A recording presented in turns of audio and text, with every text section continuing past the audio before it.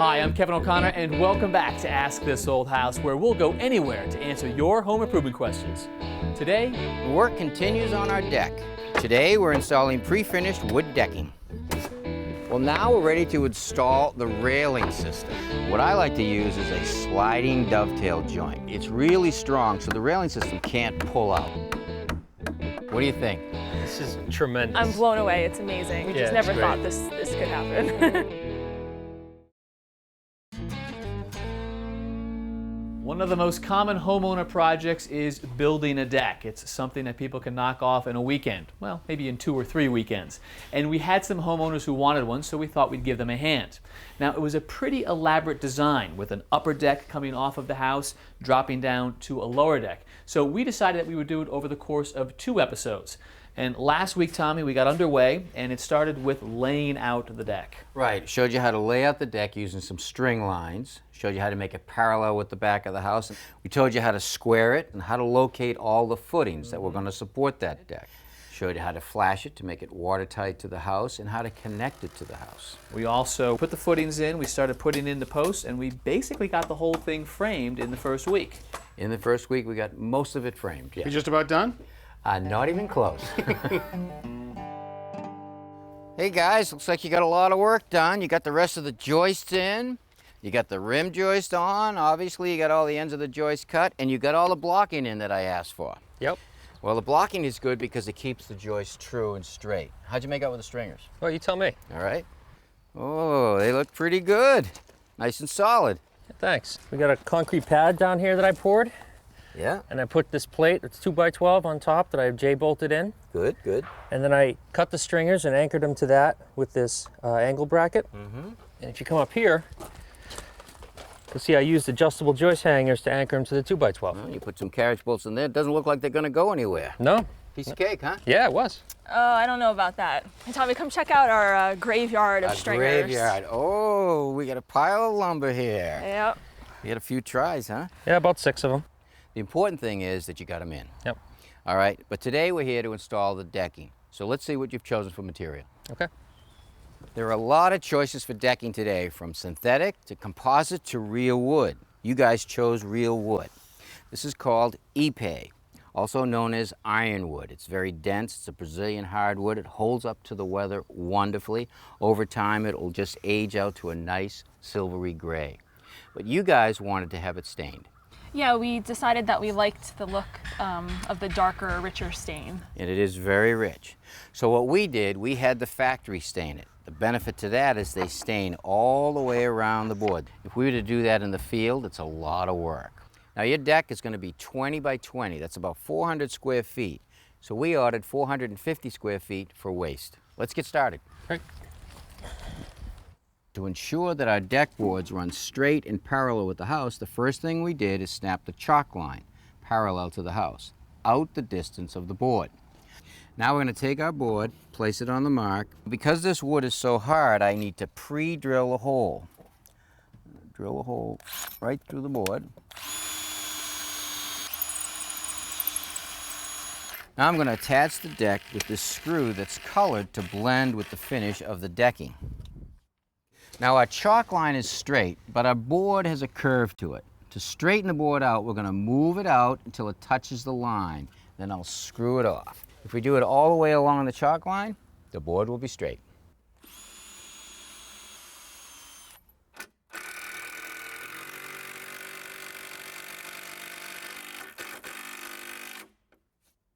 We've installed our first board straight across the back of the house using a screw through the face of the board. Now that we're far enough away from the house, we can start installing the rest of the decking using a different type of a fastening system, a hidden fastening system. We're going to utilize the groove on the board by driving the nail through the groove into the structure below. Right here on the nail, this little piece right here will act like a spacer, and this little piece right here actually holds the next board down, and you won't see any fasteners on the face of the deck. So are we putting those all in by hand? No, we're actually using a pneumatic tool that is designed for decking. It looks a lot like a flooring hammer that you'd use in the house. It should really speed up the job. It's as simple as that. Now I'll just work my way down the line.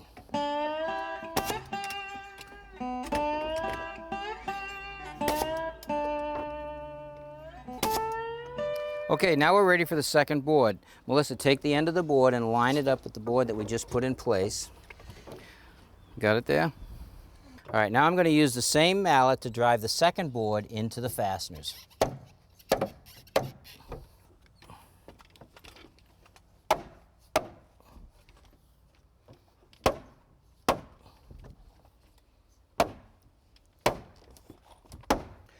Whenever installing decking, you want to think about where the end of the boards are going to end up, like these butt joints right here. You always want to make sure that the end of the deck board ends up in the center of a joist, not in the center of a joist bay. You'll have no support. You also want to make sure you seal this fresh cut to eliminate any checking or cracking. Now you have to think about how you're going to fasten these boards. If I nail these two boards right here, the chances of these splitting are pretty good. So I'm going to use a different type of a fastener, a plastic biscuit with two little spacers on the bottom. I'm going to drive these into the slot, and we'll take a stainless steel screw and put it right in there.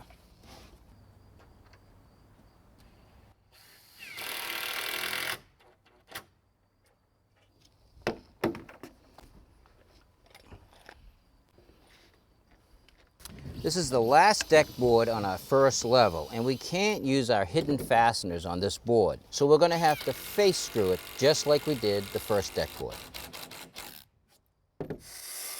On the side of the deck, we let the deck boards run long so we can cut them off the straight edge, flush with the rim joist. From the step down from the upper level to the lower level of the deck, you can see this pressure-treated framing right here, and you can also see the groove of the deck. I don't want to see either one of them. I want to hide them. So we're going to use a piece of 1x8 epay and put it up just like that. Now the first thing I have to do is I have to put a filler on the riser. And it just so happens that a piece of epay, scrap wood, works out perfect. So I pre-drilled some holes and I'll screw it in place.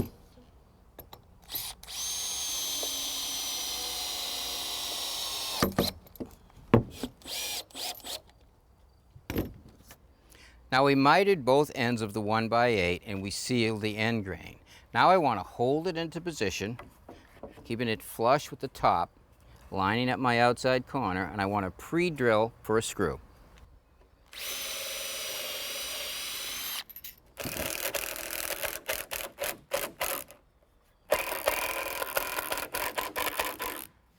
Well, I think we got a lot done today. We've got most of the decking done on the upper level. We've started covering around the rim with a wider epay, but it's getting late, so I think we're done for today. Do you think you guys can handle putting down the rest of the decking? Yeah, you're going to lend us this pneumatic nailer, right? Yeah, I guess I can do that. Great. All right, once all the decking's down, give me a call and I'll come back and we'll get started on the railings. All right, sounds great.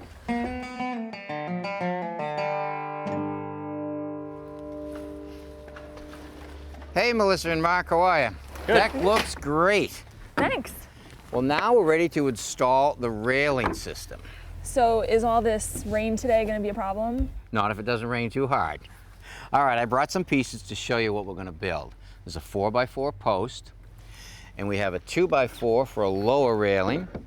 We have some 2x2 balusters, and take that one right there, Mark, and put it right on top for our upper railing. Okay. Okay? Now the first thing we want to think about is how we're going to attach our post to the decking. So what I did is I cut a piece of 4x4 right here, and at the bottom I actually cut this half lap in it. That will sit up against the structure and on top of the deck. We'll be able to bolt that right in. Next thing we want to think about is how we're going to attach the railing system to the post. What I like to use is a sliding dovetail joint. Oh, it's like on a drawer. Right, it's really strong so the railing system can't pull out. All right? It also creates another little thing. When you slide the railing into that system, there's a shelf right here that will hold the railing so if anybody steps on it, it won't come down. Great. So the first thing we have to do is cut these dovetails. Good. We have an awful lot of posts to cut and we want to make sure they're all exactly the same. And to do that, I've made a jig. The jig will position the top and the bottom rail exactly right. Now to cut all of these sliding dovetails, we actually have to use a router. Now the router is set up with a 1/2-inch dovetail bit pitched at 8 degrees using this templating collar that will ride against the edges of our jig. Now because this wood is so hard and it's really tough on router bits, I want to save my dovetail bit. So I want to take out most of the wood using a different router with a straight cutting bit and a wider collar. Okay, so that wider collar prevents it from getting too close to the edge and ruining that angle. Exactly. So let's get started with the first router.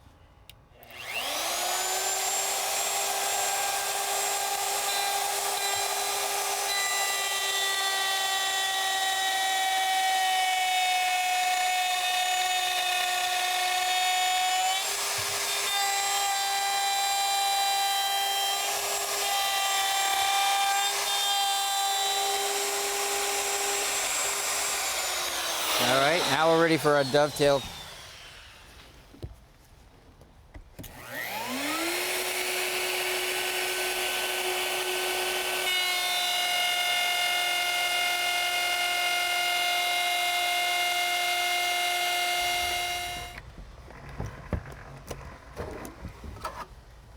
Okay, the next thing we want to do is cut our 1/2 lap down here. To remove this piece of the post, I'm going to use my table saw, but I don't want to overcut it. So I raise the table saw blade up and I look to see where it exits the table. I put a reference line. I transferred that reference line to the top of my rip fence.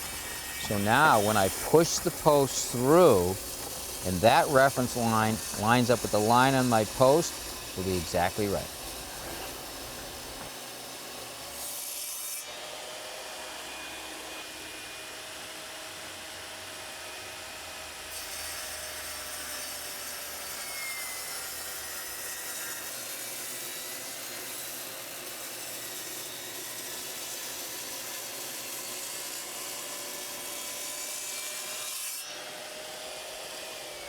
Now what I want to do is I want to break this little piece out using my chisel and a hammer.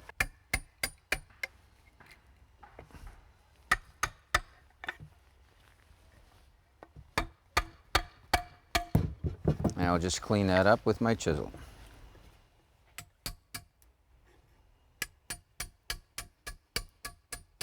All right, with our posts cut, we're ready to start installing them.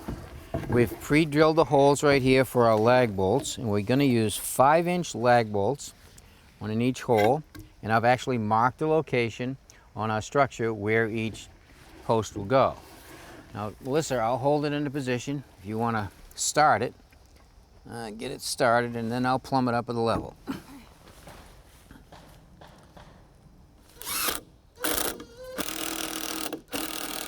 Okay, now let's see, get another one on the bottom there. Now let me see if it's plumb first. Okay, right there, Melissa. Okay, so what's next? With all of our posts in, we are now ready to start cutting the bottom and the top rail. And at the bottom and top rail, at the end of them, we're going to put this joint right here. This will allow us to slide the 2x4 into the post, making a nice, tight joint, just like that. Let me show you how we're going to cut that. We're actually using the same router, the same dovetail bit, the same collar, and the same depth, but a different jig. Now this jig is made to go over the end of the 2x4. Okay, shut it off, unlock the router, and let it come up. Okay, now I'll unclamp this and let's see how you did. Looks pretty good. Before we install the railings, we want to seal the end grain on the railings and the posts. Now we're going to start installing the railings. Good. One end into position. Just push it in a little bit.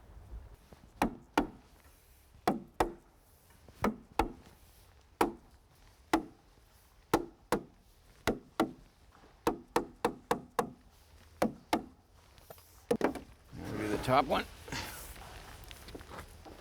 Got it right there, Mark.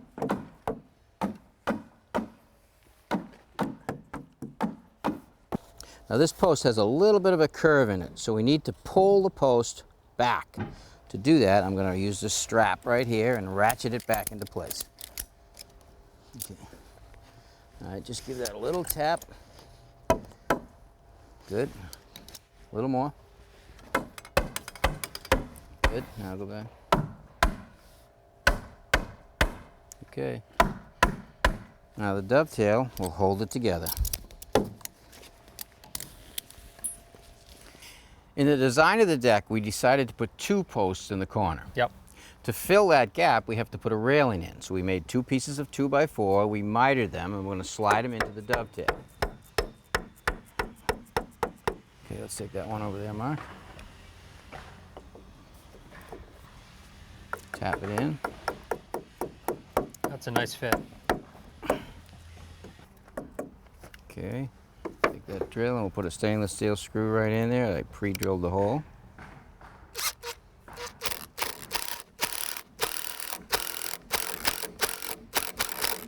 That's good, nice and tight. Now we'll do the one on the top. Now the dovetail joint is very strong this way and this way, but it's not this way. It's a sliding dovetail. To stop that from sliding, we're actually going to drive 2 galvanized pins right in the corner, on the top of the bottom rail and the bottom of the top rail.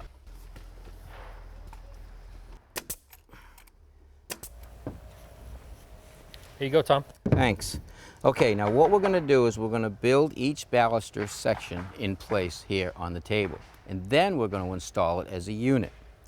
Now lots of times you see the balusters spaced equally between the posts, but you guys have a different idea. You want to start with a baluster about 4 inches away from the post, then a 2-inch space, then a 4-inch space, a 2-inch space, a 4, and so on down the line. So what we did is we took the sections, we divided them equally in the layout that you wanted. We marked 2 sticks. These are the nailing sticks, one at the top and one at the bottom. Hold it there, and now our balusters will be positioned perfectly, top and bottom. Now just pin them. This is a 1-inch 18-gauge nail. Anything longer, it'll bend because the wood is so hard. 4 in the top, 4 in the bottom. All right, now we'll slide our first section in. Got it there?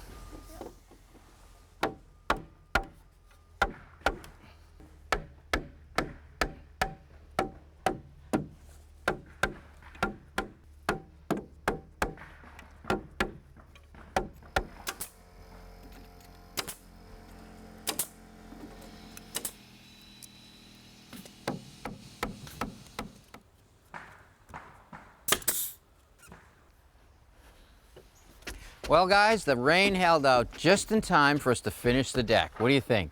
This is tremendous. I'm blown away. It's amazing. It is a great deck. Yeah.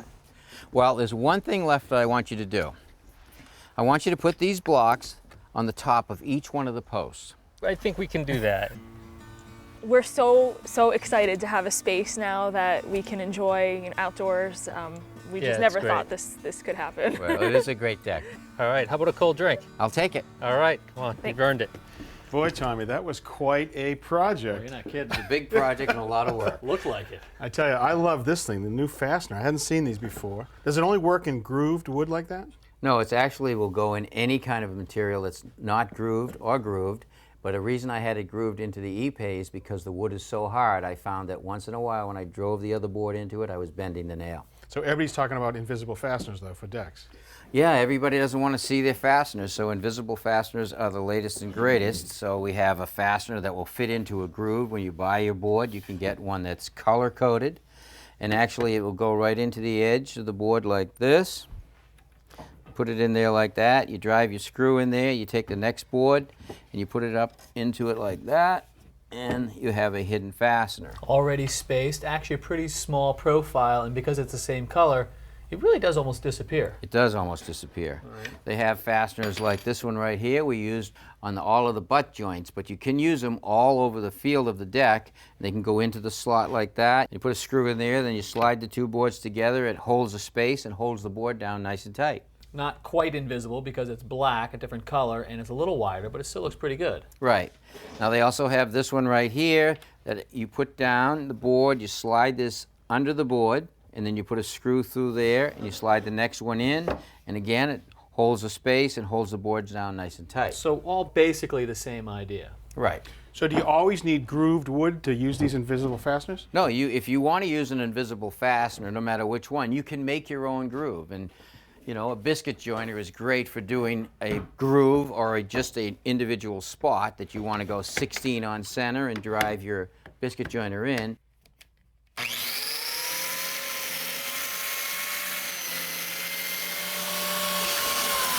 Right. And then any one of those fasteners we just looked at would fit right into that slot. Right. Now, if you don't have a biscuit joiner and you still want to use one of those 3 fasteners, you can make your own slot right here if you have a router using a slot cutter with a bearing. And you just adjust the right height that you want and run your router every 16 inches or right down the whole board. All right, so do you always need a groove or slot for these invisible joiners? No, there are a couple of different methods that you can use without a slot at all. So if we move this out of the way and show you this right here, this is a piece of metal that goes on the side of the joist.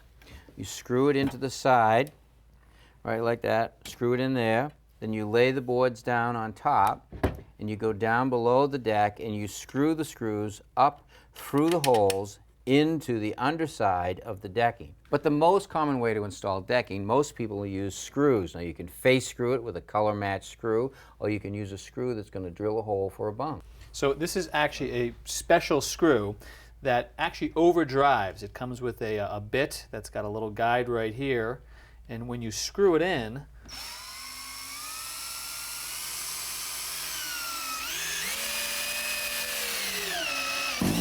it'll sink itself, bottoming out just at the right height, and actually the screw makes a bung hole all by itself. Now they sell the screws with bungs that are cut from the material of the decking. Put those in there and send it home. Beautiful. It's pretty good luck. Now these are meant for composite material, not for wood. All right, Tommy, a huge project and a lot of great tips. Thank you. My pleasure. Well, if you've got questions about your house, we'd love to hear from you, so keep them coming. Until next time, I'm Kevin O'Connor I'm Tom Silva. And I'm Richard Trethewey. for Ask This Old House. By the way, where were you guys when I needed help? We have caller ID when you call. I was waiting for the call. Yeah.